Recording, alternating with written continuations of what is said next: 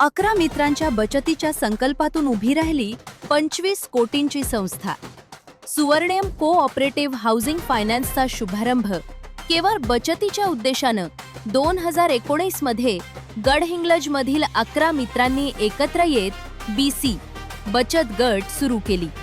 मिळालेल्या उत्पन्नातून नियमित बचत व्हावी हा त्यामागील मुख्य हेतू होता. मात्र काही महिन्यातच या छोट्याशा उपक्रमानं मोठ्या स्वप्नाचे रूप धारण केले आणि त्यातूनच सुवर्णम निधी लिमिटेड या वित्त संस्थेचा जन्म झाला.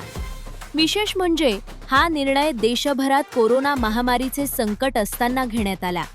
अनिश्चिततेच्या त्या काळात सर्वसामान्य नागरिकांना सुरक्षित आणि विश्वासार्ह आर्थिक सेवा उपलब्ध करून देण्याच्या उद्देशानं या 11 मित्रांनी धाडसी पाऊल उचलत केवळ 10 लाख रुपयांच्या भांडवलावर सुवर्णम निधी लिमिटेडची स्थापना केली. विश्वास, पारदर्शक व्यवहार आणि ग्राहकाभिमुख सेवेमुळे संस्थेनं अल्पावधीतच उल्लेखनीय प्रगती साधली.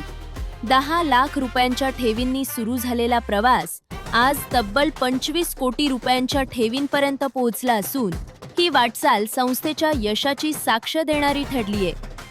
या यशानंतर संचालक मंडळानं गृहनिर्माण वित्त क्षेत्रातही पाऊल टाकण्याचा निर्णय घेतला.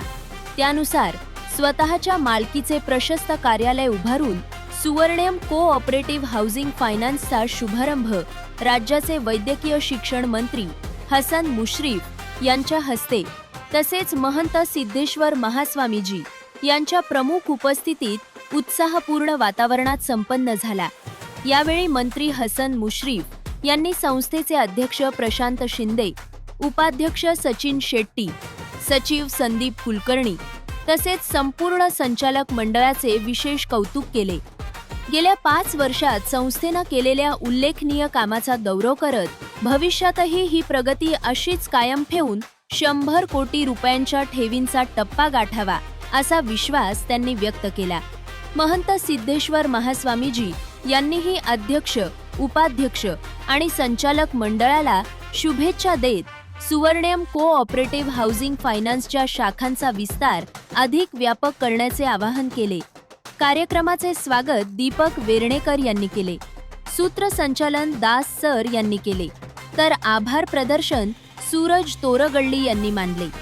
दरम्यान गडहिंग्लज, आजरा आणि चंदगड परिसरातील विविध क्षेत्रातील मान्यवरांनी उपस्थित राहून अध्यक्ष, उपाध्यक्ष व संपूर्ण संचालक मंडळाचे अभिनंदन करत संस्थेच्या भावी वाटचालीस शुभेच्छा दिल्या. अवघ्या 11 मित्रांच्या बचतीच्या संकल्पातून सुरू झालेली ही वाटचाल आज हजारो ठेवीदारांचा विश्वास संपादन करत नवनव्या उंचीवर झेपावत असून ग्रामीण भागातील आर्थिक सक्षमीकरणाचा आदर्श नमुना म्हणून सुवर्णम समूहाकडे पाहिले जात आहे.